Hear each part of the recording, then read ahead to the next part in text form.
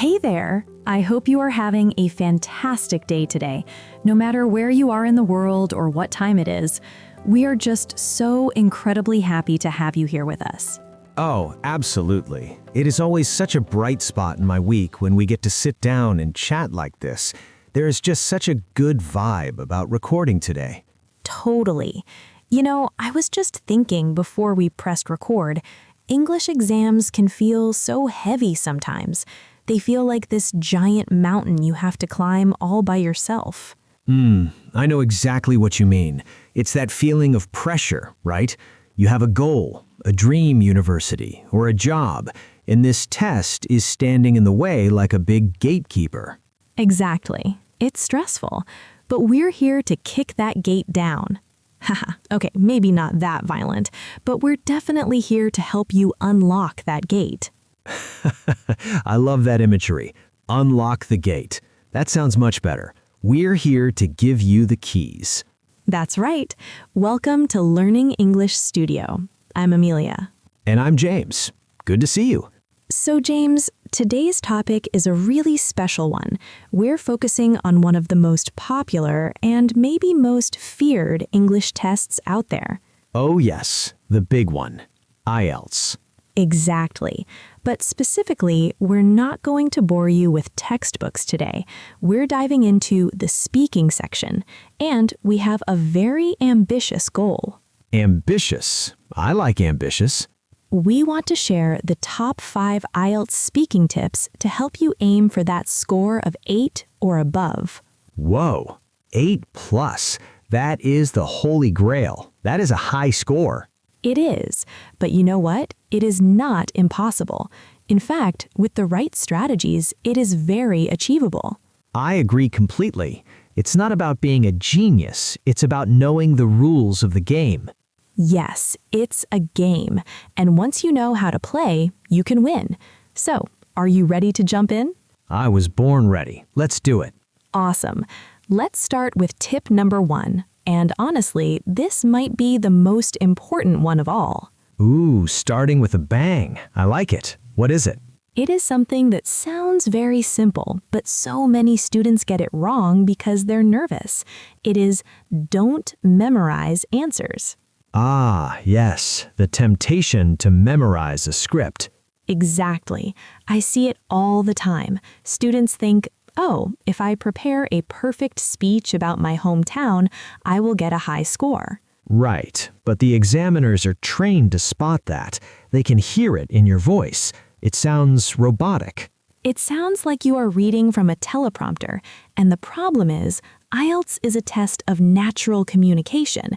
If you give a memorized answer and the examiner asks a follow-up question that doesn't fit your script, you panic. You freeze because you can't go off-road. Exactly. You're stuck on the tracks. So tip number 1 is be prepared to be spontaneous.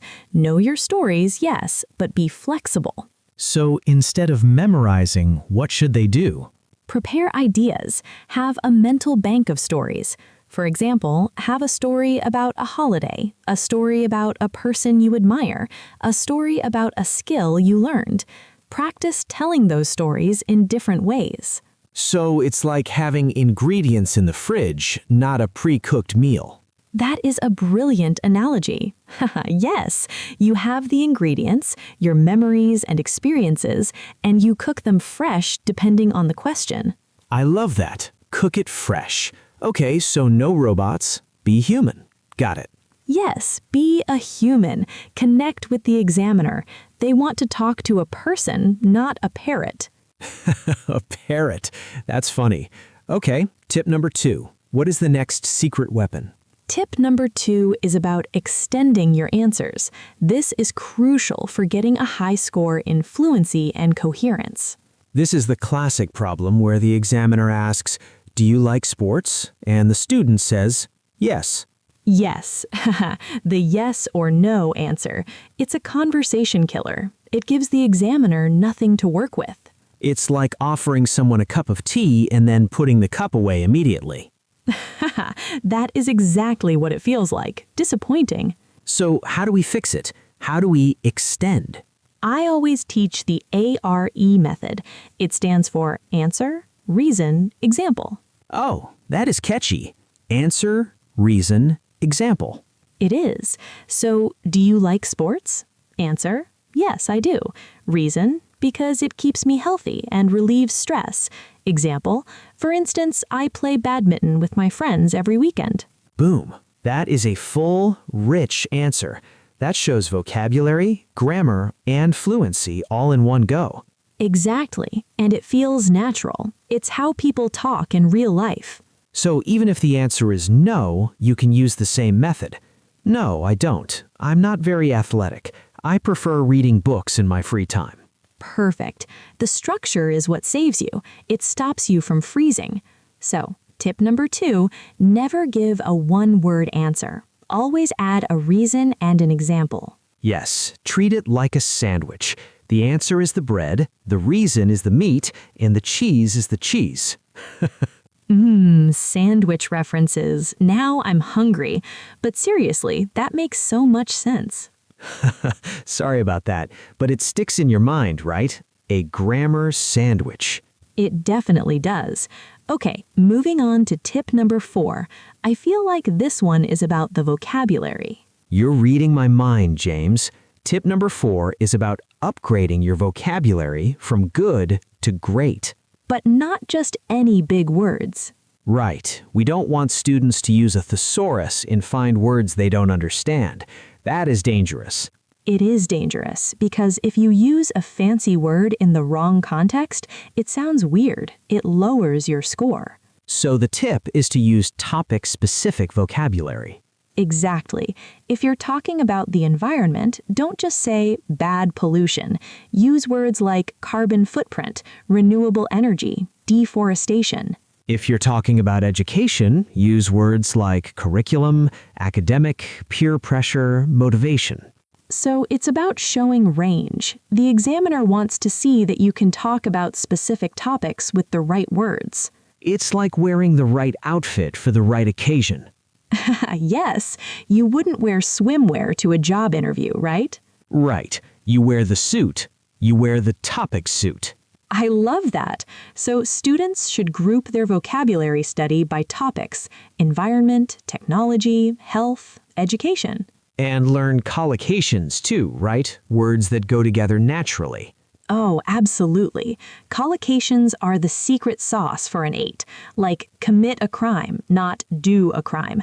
Heavy traffic, not big traffic. Take a photo, not make a photo. Although some languages say make a photo. Exactly. So learning these chunks, these phrases, makes you sound instantly more native-like. So tip number 3, wear the topic suit. Use specific vocabulary in collocations. Perfectly put. Let's move to tip number 4. This is a bit more technical, but it makes a huge difference. Is it grammar? It is grammar, specifically complex sentences. Ah, yes, the fear of the complex sentence. Many students stick to simple sentences. I went to the park. It was nice. I saw a bird. It's safe, it's accurate, but it won't get you an 8. No, because an 8 requires you to show that you can link ideas together in sophisticated ways. You need to use words like although, even though, despite, whereas, while. These are the connecting words that show contrast or continuation. Yes, let's take that simple story. I went to the park, although it was raining. Whereas most people stayed inside, I enjoyed the fresh air. Whoa, that sounds like a different person speaking. That sounds academic. It does. It shows control. It shows you are not struggling with the language, you are playing with it. So don't just list simple sentences. Try to combine them. Yes, use relative clauses too. The park, which is near my house, is very beautiful. Which is near my house. That adds extra details smoothly. Exactly. If you can add 3 or 4 of these complex structures into your speaking test, naturally your grammar score will shoot up. So practice linking your thoughts. Don't let them stand alone like lonely islands. Lonely islands. Build bridges between them. I love that visual, building bridges. Okay, we are cruising through these tips. We have 1, 2, 3, 4. Bring on tip number 5. Tip number 5 is the most human tip on the list. It is about attitude. Attitude. Interesting. Yes, it is about confidence and energy. Oh, this is huge.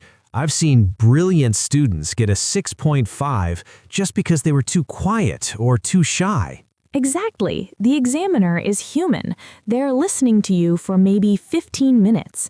If you mumble, if you look at the floor, if you give one-word answers, it's hard for them to give you a high score. It feels like you don't want to be there. Right. You need to pretend, even if you are nervous, that you are happy to be there. Smile. Just smile? Yes, it sounds so simple, but a smile changes your voice. It makes you sound warmer and more enthusiastic. And enthusiasm is infectious. If the examiner is bored, they won't mark you as high. No, you want to wake them up. You want to be the most interesting person they have spoken to that day. So, eye contact, sitting up straight, speaking up. Yes, project your voice, don't whisper, and don't be afraid to show some personality. If you are funny, be funny. If you are passionate about something, let it show. So, tip number 5 is treat it like a first date, not an interrogation. That is the best advice ever. Yes, make conversation, connect. Don't just sit there and answer questions robotically. Engage. Yes, if you don't understand a question, ask them to repeat it with a smile. Could you please say that again? It's okay. It shows you're confident enough to ask for help. Exactly. So those are our top 5 tips. Let's recap them quickly to make sure everyone remembers. Okay, quick fire round. Tip number 1. Don't memorize. Be spontaneous and cook the answers fresh. Tip number 2. Don't give one-word answers. Use ARE. Answer, reason, example. Tip number 3. Use topic-specific vocabulary and collocations. Wear the topic suit. Tip number 4. Build bridges with complex sentences and linking words. And tip number 5. Bring the energy. Smile, be confident, and treat it like a conversation. Wow, that is a powerhouse of information right there. It really is. If you can master those 5 things, you are in a very strong position for that Band 8. But Amelia, I want to dig a little deeper. We talked about structure, but what about the actual parts of the test? There are 3 parts, right? Yes, good point. The speaking test is divided into 3 sections, and each one requires a slightly different strategy. Okay, let's break them down. Part 1 is the introduction, right? Yes, part 1 lasts about 4 or 5 minutes. The examiner asks you questions about yourself, your hometown, your work, your studies, your hobbies. It's the warm-up. Exactly. The key here is to be friendly and chatty. You don't need to give long academic speeches here, just be natural. So if they ask, do you like chocolate? You can say, oh yes, I'm a huge fan of chocolate. I especially love dark chocolate because it's not too sweet, and I usually have a piece after dinner. Nice. That's ARE, but keeping it casual. Exactly. Part 1 is about making a good first impression. Just relax and answer honestly. Okay, what about part 2? That is the famous long turn, right? The cue card. Yes, this is the scary part for many people. You get a card with a topic, like describe a gift you received, and you have 1 minute to prepare and 2 minutes to speak. 2 minutes feels like an eternity when you're speaking. It does. But the secret here is notes. In that 1 minute of preparation, you must write down key words. Not full sentences. No, never full sentences. Just words to trigger your memory, like who gave it, when, what was it, how did I feel? So you structure your story. Yes, and try to speak for the full 2 minutes. If you finish early, the examiner will just sit there in silence, which is awkward. The awkward silence.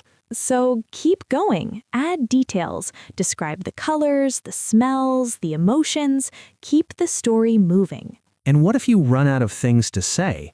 Make something up. It's an English test, not a lie detector test. True. The examiner doesn't care if the story is true, they care about your English. Exactly. So if you don't have a gift, invent a wonderful gift. Describe it beautifully. That is such a relief. You can be creative. Okay, part 3 is the discussion.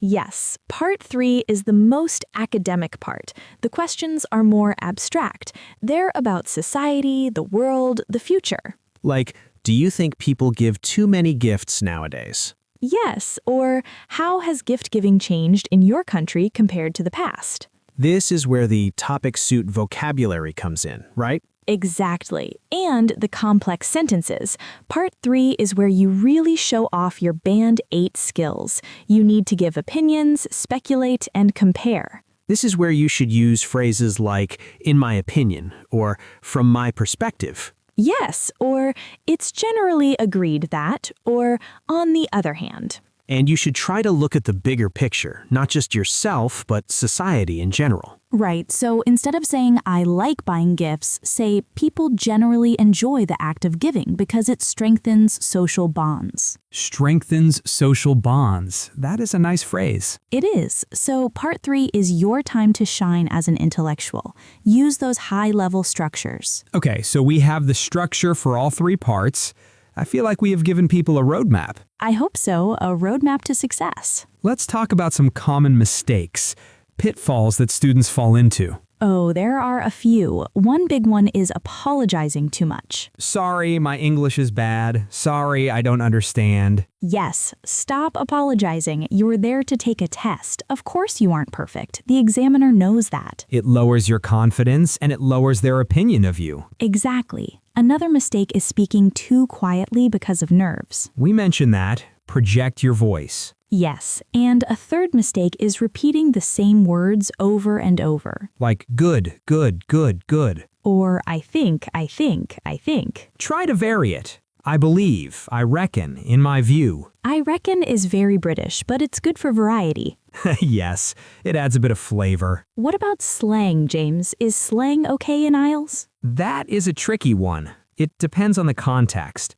In part 1, if you're talking about friends, a little bit of light slang is fine.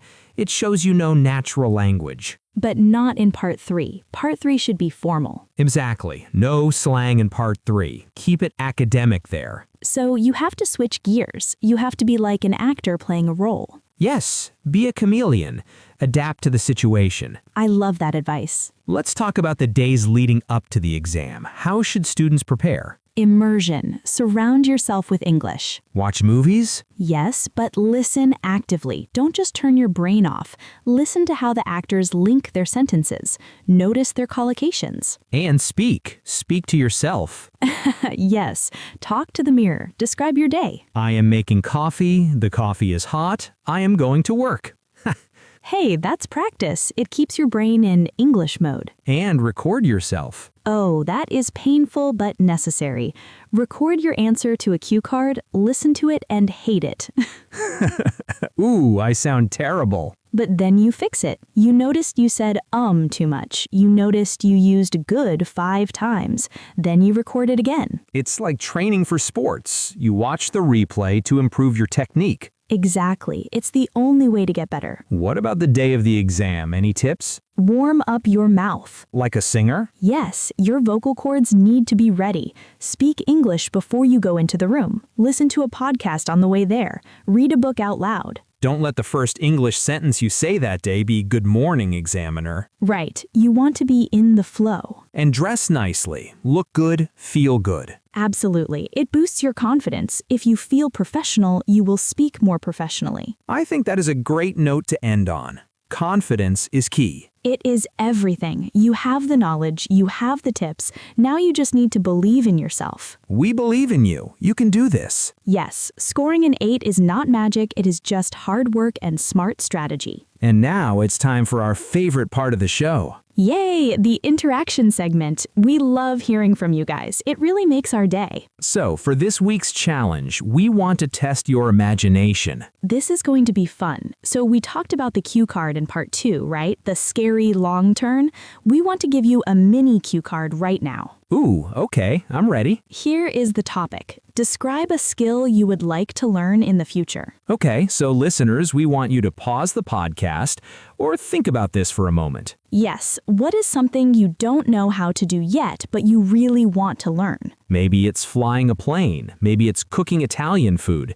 Maybe it's speaking a third language. Exactly. And here's your mission. We want you to write a short paragraph in the comments below. Try to use the ARE method we talked about. Answer what it is, reason why you want to learn it, and give an example of how you would use it. And try to throw in one complex sentence. Use although or because. And maybe a nice adjective or two.